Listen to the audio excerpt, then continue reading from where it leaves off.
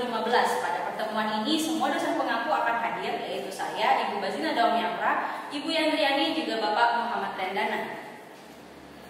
Pada pertemuan hari ini akan ada beberapa materi yang akan disampaikan, yaitu tentang pengantar dari NPWT dan diagram analisis pembelajaran, dilanjutkan dengan pengembangan dari energi baru terbarukan, juga menjelaskan project base yang sudah kalian lakukan, di mana kalian sudah dibagi kelompok sebelumnya, dilanjutkan dengan diskusi kelompok sedikit untuk mengarahkan dari apa yang sudah kalian kerjakan, dan terakhir adalah mempresentasikan hasil yang sudah kalian kerjakan dari project base tersebut, dan ditutup dengan kesimpulan.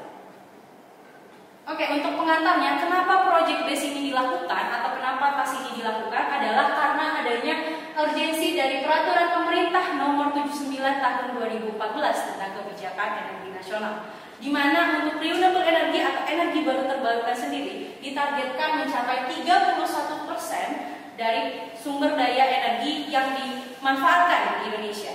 Selain itu, kelangkaan energi juga menjadi tolak ukur kita untuk terus-menerus mengembangkan energi baru terbarukan.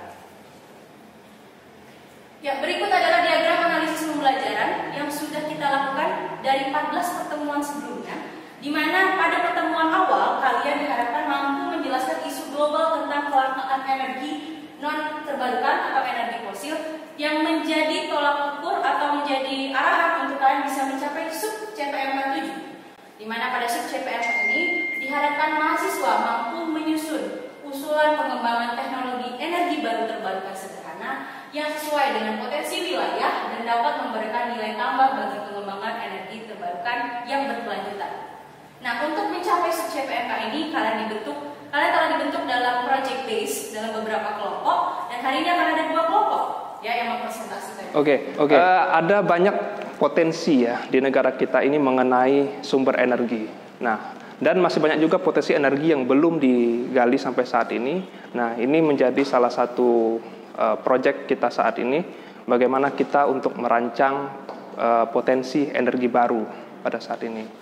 Nah, oleh sebab itu pada kali ini kita akan berbicara mengenai project based learning, di mana kalian akan dibagikan dalam beberapa kelompok untuk menjelaskan salah satu potensi energi terbarukan di Indonesia. Setelah sebelumnya kita bertemu dengan para dosen sebelumnya di tim teaching energi baru terbarukan, telah dibahas tentang konversi energi, potensi energi baru terbarukan, apa yang akan berkembang menurut kalian, maka hari ini kita akan membahas atau mempresentasikan tugas kelompok kalian. Dan sebelumnya kita telah bagi mana yang sesuai dengan minat kalian dan menurut kalian yang patut atau layak untuk dikembangkan, potensi energi baru apa yang akan bisa diaplikasikan di Indonesia dengan tujuan supaya peraturan pemerintah tadi yang sebesar 31% pada tahun 2050 bisa tercapai. Oke, saatnya kita memulai untuk mempresentasikan kelompok.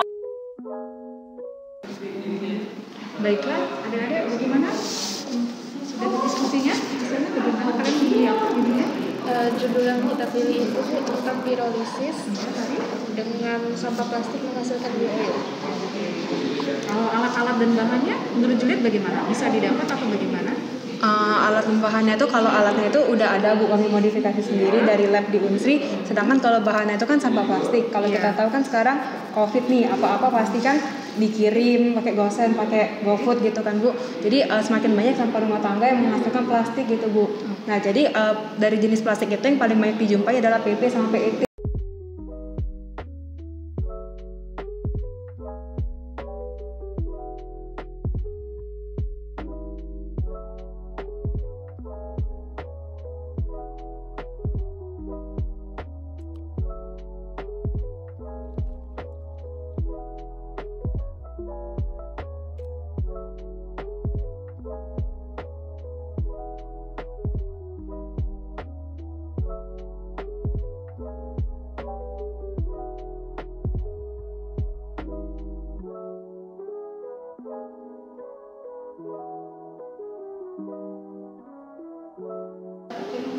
Oke, gimana kelompok kalian? Apakah sudah menentukan energi apa yang kalian pilih sebagai tugas proyek ini?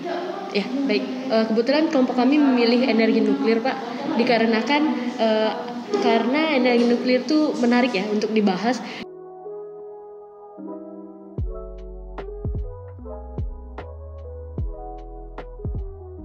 Yang Yang pertama, di mana daerah yang dapat kita bangun energi nuklir itu, pertama kita bahas mengenai potensi bahan baku nuklir di Indonesia. Ada 3 wilayah yang paling banyak berpotensi menjadi sebagai produsen bahan baku nuklir di Indonesia, yang mana ada wilayah Kalimantan, wilayah Bangka Belitung, dan wilayah Sulawesi. Mungkin di daerah 3 tersebut Pak, kita dapat membangun PLTN di Indonesia. Kami juga sudah membuat posternya Pak, bisa dilihat di sini. Bagaimana menurut pendapat Bapak? Ya, sudah bagus ya posternya dari definisi.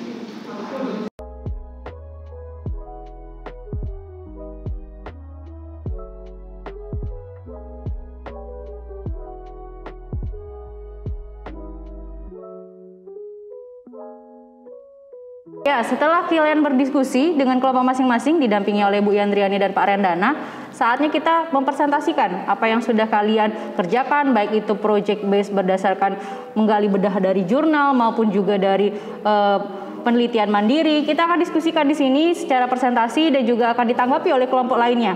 Oke, kita lanjutkan ke bagian presentasi, dilanjutkan kelompok bagian biofuel, dipersilakan. Nah, jadi kami di sini menggunakan sampah plastik untuk dipirolisis. Nah, sampah plastik yang kami gunakan berjenis PP dan PET. Nah, untuk alat pirolisisnya kami menggunakan alat pirolisis modifikasi sederhana yang dapat dilihat pada gambar. Itu reaktor dihubungkan dengan kondensor. Nah, kondensor di sini kami menggunakan radiator bekas. Next, setelah dipirolisis akan dihasilkan asap cair atau bio-oil yang dapat dilihat pada gambar di kanan bawah. Yang ditunjukkan di gambar tersebut, kita melanjut ke metode pengujian. Pengujian yang dilakukan ini ada 3. Yang pertama adalah pengujian pH, yang kedua adalah uji viskositas, dan yang ketiga itu adalah uji densitas. Oil yang dihasilkan memiliki karakteristik yang mirip dengan solar sehingga dapat dimanfaatkan sebagai alternatif bahan bakar. Mempresentasikan hasil diskusi kami mengenai energi nuklir. Jadi nuklir itu sendiri adalah energi yang dihasilkan dari suatu reaksi antar partikel, yang dimana reaksi tersebut ada fisi dan fusi di dalam inti atom yang dihasilkan dari sumber energi yang rendah karbon, murah dan aman dimanfaatkan. Berdasarkan peraturan pemerintah nomor 79 tahun 2014 menyebutkan bahwa energi nuklir itu sudah termasuk ke dalam kategori energi baru dan terbarukan, di mana pemerintah telah menetapkan bahwa 23% EBT termasuk ke dalam bauran energi pada tahun 2025 dan sebanyak 31% pada tahun 2050. Untuk rasio energi yang dihasilkan untuk setiap bahan energi nuklir, yaitu 1 pelet bahan bakar uranium itu sama dengan 1 ton batu bara atau sama dengan 17.000 feet kubik gas alam. Biofu, saya ingin bertanya. Tadi kan kalian menjelaskan kalian menggunakan plastik PET dan plastik PP. Bisa dijelaskan mengapa kalian menggunakan plastik tersebut? Apakah plastik yang lain bisa digunakan juga untuk biofuel atau bagaimana? Terima kasih.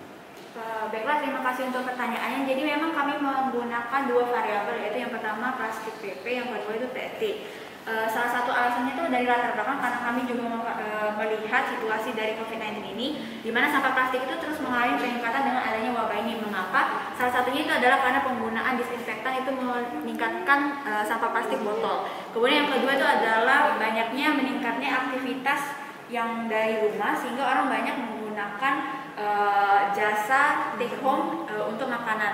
Nah, dari wadah-wadah makanan tersebut juga menghasilkan limbah plastik ini. Nah, limbah plastik yang dihasilkan dari kedua sumber ini rata-rata berupa plastik PP dan juga PET.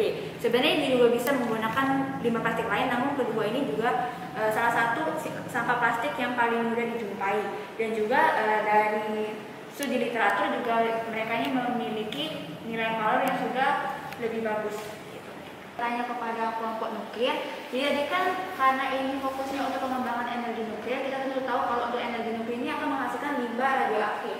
Nah, jadi untuk pengembangannya apakah ada alternatif untuk bagaimana mengolah limbah nuklir ini, limbah radioaktif ini di kemana ini? Nah, jadi untuk pengolahan limbah radioaktif sendiri, setiap limbah radioaktif itu tidak dibuang begitu saja, tetapi harus disimpan di sebuah ruang khusus. Jadi ruang khusus tersebut terbagi jadi beberapa macam berdasarkan tingkat radioaktifnya. Jadi misalnya untuk tingkat radioaktif yang rendah akan disimpan di sebuah bangunan yang mirip seperti gudang.